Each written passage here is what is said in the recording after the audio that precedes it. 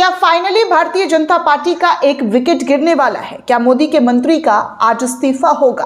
आज इस रिपोर्ट में दो बड़ी खबर बताने वाली हूं दोस्तों। दोनों ही बड़ी खबर आपके लिए बहुत इंपॉर्टेंट है, इसीलिए लोगों तक ज्यादा से ज्यादा शेयर कीजिए। दूसरी रिपोर्ट में आपको बताऊंगी कि सुप्रीम कोर्ट के मुख्य न्यायाधीश chief justice of India Suryakant जो हैं आग बबूला हो गए। भरी अदालत में वो बेहद नाराज और भड़कते हुए क्या कुछ चेतावनी देते हुए नजर आए हैं, इस पूरी खबर में आपको बताने वाली हूं। लेकिन सबसे पहले इस खबर की शुरुआत प्रधानमंत्री नरेंद्र मोदी और उनके मंत्रियों से करते हैं। प्रधानमंत्री नरेंद्र मोदी ने देश में एआई सबमिट करवाया और उस एआई सबमिट के बाद जो हुआ वो पूरी दुनिया ने देखा कि कैसे चाइना के रोबोट को अपना रोबोट बनाया गया। उसके बाद कांग्रेस का प्रदर्शन के बाद कल प्रधानमंत्री नरेंद्र मोदी का भाषण, और भाषण के बाद नरेंद्र मोदी जी के जो शब्दों का चयन रहा उस पर भी लोगों की आपत्तियां रही। लेकिन इसी बीच मोदी के कैबिनेट से बर्खास्त करने की मांग जो है उनके एक मंत्री की जोर पकड़ ली गई है। पहले हरदीप पुरी का नाम आ रहा था एब्स्टेंट फाइल में, लेकिन इस पूरे मामले पर अब तक एक भी इस्तीफा बीजेपी में नहीं हुआ है। लेकिन अब कहा जा रहा है कि फाइनली ऐसा कुछ हो सकता है, क्योंकि बीजेपी के मंत्री पीयूष गोयल को मोदी के कैबिनेट से बाहर निकालने की मांग जो है जोरों से जो है आगे आ रही है। लोग ये मांग कर रहे हैं कि अब पीयूष गोयल की छुट्टी कर देनी चाहिए। पीयूष गोयल जो है मोदी कैबिनेट में सटीक नहीं बैठ रहे हैं। हालांकि दोस्तों कह पाना तो बहुत आसान है कि इस्तीफा हो सकता है, लेकिन भारतीय जनता पार्टी में इस्तीफा देना बहुत मुश्किल काम है, ये आपको पता है। आज तक किसी ने जिम्मेदारी ली नहीं है। कुछ भी हो गया हो देश के अंदर, लेकिन जिम्मेदारी के नाम पर जीरो। किसी ने भी अपनी गलती को मानते हुए पार्टी से पद से इस्तीफा दिया हो। बड़े बड़े कांड में बड़े बड़े नाम आ जाते हैं, लेकिन फिर भी ये सारे चुप होकर एक कान से सुनकर दूसरे कान से निकाल देते हैं। लेकिन इस बार ऐसा लग नहीं रहा है, क्योंकि राष्ट्रपति द्रौपदी मुर्मू को पत्र लिखकर, जी हाँ, संयुक्त किसान मोर्चा ने राष्ट्रपति द्रौपदी मुर्मू को पत्र लिखकर केंद्रीय वाणिज्य मंत्री पीयूष गोयल को उनके पद से हटाने की मांग कर डाली गई है। सीधे राष्ट्रपति तक मामला पहुंच गया है और कहा जा रहा है कि उनको उनके पद से हटाने की जो है हम मांग करते हैं। किसान संगठन का आरोप है कि पीयूष गोयल ने अमेरिका के साथ द्विपक्षीय व्यापार समझौता में राष्ट्र से विश्वासघात किया है, जिससे भारतीय किसानों के हित को गंभीर खतरा पहुंचा है। एसकेएस ने रविवार यानी कि 22 फरवरी 2026 को राष्ट्रपति को पत्र भेजा और कहा कि मोदी सरकार अमेरिका के दबाव में झुक गई है, जिससे देश की आत्मनिर्भरता और संप्रभुता पर बेहद गंभीर खतरा पड़ा है। संगठन ने प्रधानमंत्री नरेंद्र मोदी को निर्देश देने की भी अपील की है कि वो किसानों के लिए हानिकारक शर्तों पर समझौता हस्ताक्षर ना करे। साथ ही वित्त मंत्रालय के हाल ही के डेमी ऑफिशियल आदेश के खिलाफ भी दिशा निर्देश करने की मांग किए गए हैं, जिसमें केरल सरकार से धान किसानों को बोनस देकर प्रथा समाप्त करने को भी कहा गया है। एसकेएम ने आरोप लगाया है कि अंतर्राष्ट्रीय अंतरिम व्यापार समझौते की शर्त भारतीय अर्थव्यवस्था और किसानों के लिए घातक है। उन्होंने कहा है कि वाणिज्य मंत्री पीयूष गोयल जो मुख्य वार्ताकार रहे हैं, उनके सभी बयानों से ये साबित होता है कि सरकार अमेरिका के आदेशों के सामने खड़ी होने में पूरी तरीके से असमर्थ है या अनुक्षिक है। वो लगातार झूठ बोल रहे हैं, देश के किसानों के सामने झूठ बोला है। एसकेएम ने पत्र में कुछ बड़े गंभीर जो है मांग की गई है, जो कि सीधे राष्ट्रपति को भेजा गया है। ये पत्र लिखकर इस पूरे में कुछ खास पॉइंट है जो आप तक रखना चाहूँगी दोस्तों आपके सामने। पहला पॉइंट ये है दोस्तों कि 19 अगस्त 2025 को कपास पर 11% आयात शुल्क हटाने से घरेलू कपास की कीमतें गिर गई हैं, जिससे कपास किसानों को भारी नुकसान हो रहा है। भारत कपास उत्पादन में अमेरिका से 2 गुना है, फिर भी आयात बढ़ रहा है। वहीं आगे उन्होंने ये भी मांग की है कि समझौते से सेब के आयात से देश भर में 55 लाख से अधिक सेब किसान परिवार संकट में पड़ जाएंगे।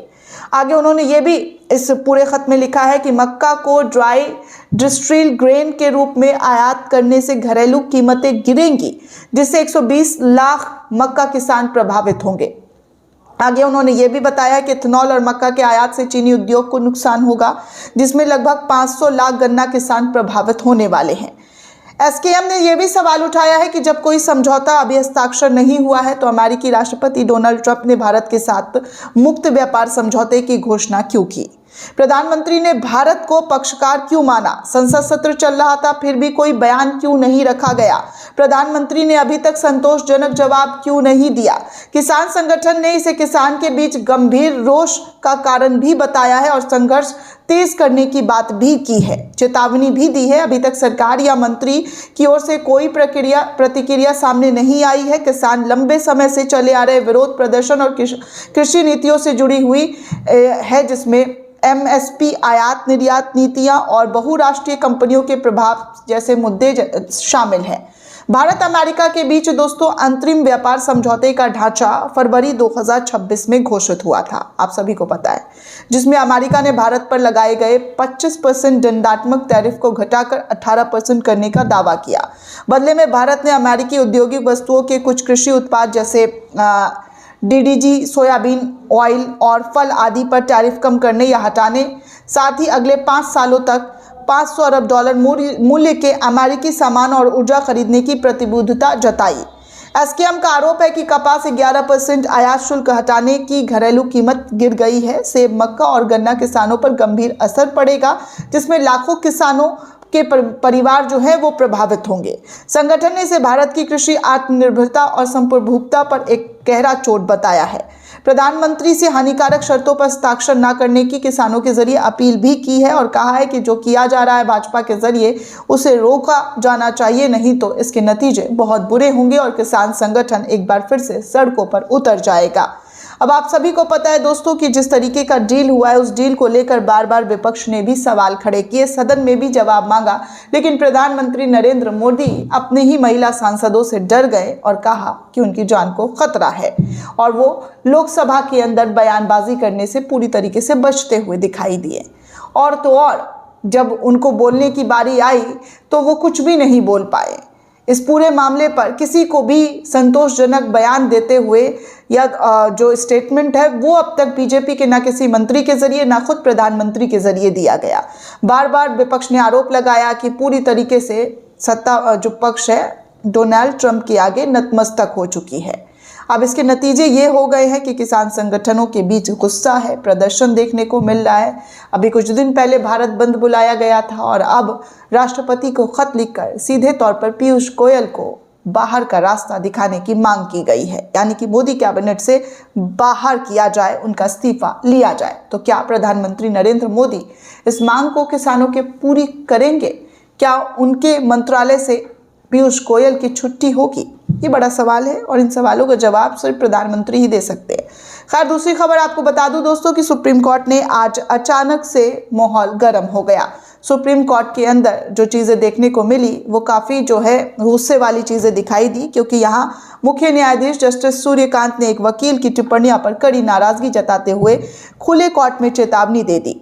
सीजीआई सूर्यकांत ने साफ साफ शब्दों में कहा कि अगर इस तरीके का व्यवहार जारी रहा तो सख्त से सख्त कार्रवाई की जाएगी।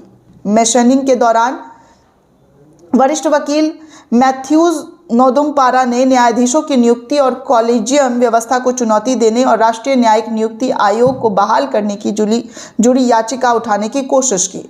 इस पर सीजीआई ने स्पष्ट किया कि रजिस्ट्री जो है के सामने ऐसी कोई याचिका लिस्टेड ही नहीं है।